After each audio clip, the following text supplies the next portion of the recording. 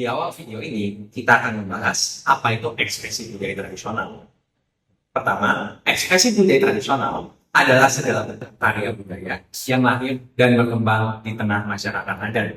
Bentuknya bisa berupa lagu, tarian, cerita rakyat, kerajinan, upacara adat, bahkan rumah tradisional. Ciri khas ekspresi budaya tradisional adalah diciptakan secara kolektif, diwariskan secara lintas generasi, dan mencerminkan identitas budaya dari sebuah komunitas.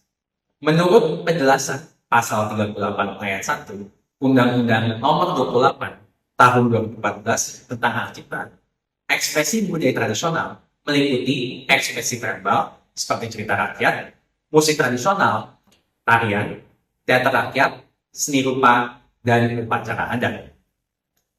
Perlindungan ekspresi budaya tradisional di Indonesia diatur dalam Undang-Undang Nomor 28 Tahun 2014 tentang Hak Cipta, khususnya Pasal 38 yang menyatakan bahwa hak cipta atas ekspresi budaya tradisional dimiliki oleh negara, dan negara bertanggung jawab untuk menginventarisasi, menjaga, serta memelihara warisan budaya tersebut.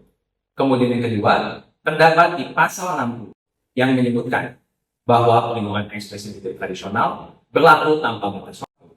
Artinya, negara wajib menjaga ekspresi budaya tradisional agar tidak disalahgunakan, dikomersialisasikan, atau diklaim oleh pihak lain tanpa izin dan tanpa menghormati nilai-nilai budaya komunitas asalnya. Dalam bukunya, Isu Penting Hak Kekayaan Intelektual di Indonesia, M. Hawid dan Budi Agus Riswadi menyebut bahwa ekspresi budaya tradisional adalah bagian dari kekayaan intelektual komunal yang membutuhkan perlindungan hukum khusus karena sifatnya yang kolektif dan bertata kuat dalam kehidupan masyarakat adat. Baiklah, setelah kita memahami sesi definisi, sekarang saya akan menjelaskan ke karakteristik atau syarat dari ekspresi budaya tradisional dalam suatu karya. Sebelum itu, saya ingin menjelaskan dari berbagai sumber hukum dan literatur yang ada mengenai ciri-ciri utama dari ekspresi budaya. Yang pertama, ekspresi budaya tradisional merupakan bentuk ekspresi budaya yang seni, musik, dan teater, upacara adat, kerajinan tangan, dan cerita rakyat yang tengah berkembang di masyarakat.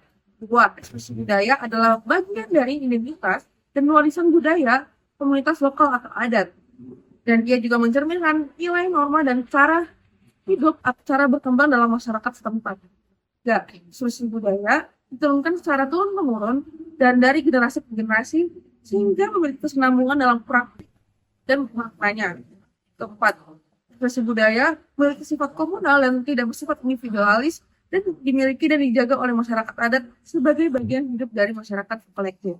Kelima, ekspresi budaya tradisional mengandung nilai adat, norma sosial, dan hukum adat yang seringkali dijalankan dengan adanya aturan tidak tertulis yang sangat dihormati oleh komunitas masyarakat setempat.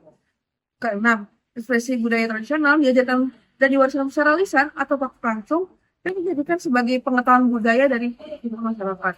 Dan dari sini kita bisa menyimpulkan bahwa ekspresi budaya bukan sekedar produk seni, tetapi juga warisan hidup yang lekat serta menjadi di dalam hidup masyarakat.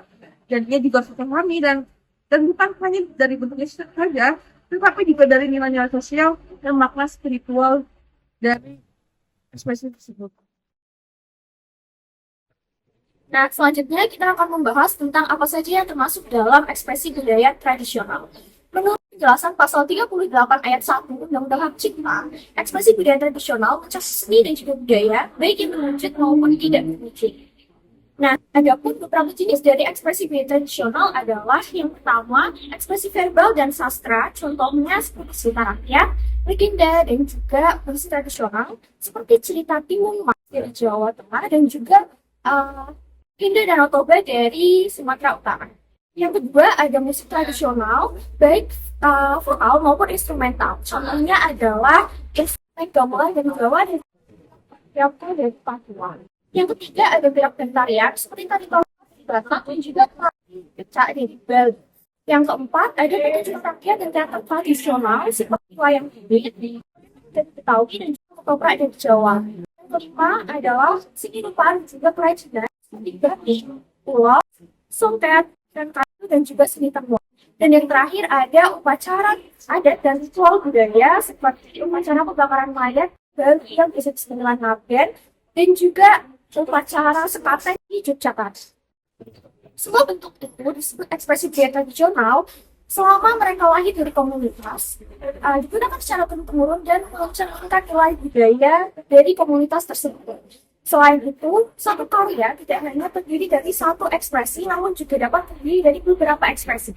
Contohnya adalah upacara adat yang terdiri dari tari, musik, dan juga simbol spiritual. Selanjutnya, saya akan menjelaskan tentang jangka waktu perlindungan hukum dari ekspresi budaya tradisional. Salah satu hal yang membedakan ekspresi budaya tradisional dengan hak cipta lainnya adalah jangka waktu dari perlindungan hukumnya. Dalam pasal 60 ayat 1 UU nomor 28 tahun 2014 disebutkan bahwa hak cipta atas ekspresi budaya tradisional yang dipegang oleh negara sebagaimana dimaksud dalam pasal 38 ayat 1 berlaku tanpa batas waktu. Artinya, perlindungan terhadap ekspresi budaya tradisional berlaku selamanya, selama EBT ini atau ekspresi budaya tradisional tersebut masih dikenal, diwariskan, atau diidentifikasi sebagai budaya dari suatu komunitas. Bahkan, jika suatu ekspresi budaya tradisional sudah tidak lagi digunakan secara aktif dalam penggunaannya, cipta terkait ekspresi budaya tradisional ini tidak langsung hilang begitu saja. Hal ini karena banyak EBT atau ekspresi budaya tradisional yang sudah berumur ratusan, bahkan ribuan tahun. Maka dari itu, sehingga tidak cocok apabila dilindungi dengan batas waktu seperti hak cipta lainnya yang berumur hanya sampai kurang lebih 70 tahun. Jika EBT atau ekspresi budaya tradisional masuk ke domain publik, maka siapa saja dapat menggunakannya dan tanpa izin, dan ini berisiko tinggi pada eksploitasi budaya, juga penyalahgunaan lainnya. Seperti yang dijelaskan oleh Laurie Graham dan juga Stephen Mukjon, EBT, ekspresi budaya tradisional yang tidak dilindungi, rentan dipakai secara tidak layak oleh orang-orang, atau bahkan diklaim oleh pihak-pihak luar yang tidak memiliki kewenangan atas ekspresi budaya tradisional tersebut. Yang pertama, legenda Timun Mas. Berasal dari Jawa Tengah, cerita ini mengisahkan seorang gadis cerdas yang berjuang melarikan diri dari raksasa menggunakan benda-benda ajaib. Kisah ini hidup dalam tradisi lisan masyarakat desa dan syarat makna keberanian serta kecerdikan. Yang tiga, Yamko Rambe Yamko. Lagu tradisional Papua yang semangat dan penuh energi. Lagu ini sering dinyanyikan dalam perayaan atau acara adat dan menjadi simbol semangat perjuangan serta kebangsaan masyarakat Papua. Yang keempat adalah Tari Kecak. Tari Kecak merupakan tarian kolosal dari Bali yang unik karena hanya menggunakan suara vokal cak-cak-cak sebagai iringan.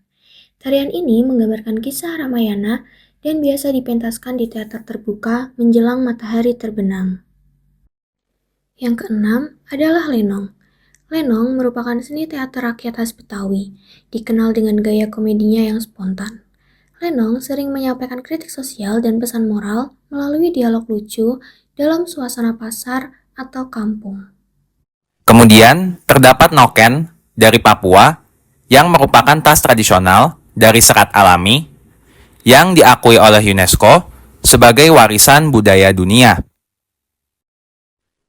Terakhir, terdapat upacara ngaben yang merupakan upacara pembakaran jenazah yang menjadi bagian penting dalam kepercayaan Hindu Bali. Ngaben bukan hanya tentang kematian, tetapi tentang menyucikan roh, agar bisa lepas dari ikatan dunia dan bereinkarnasi menuju kehidupan baru.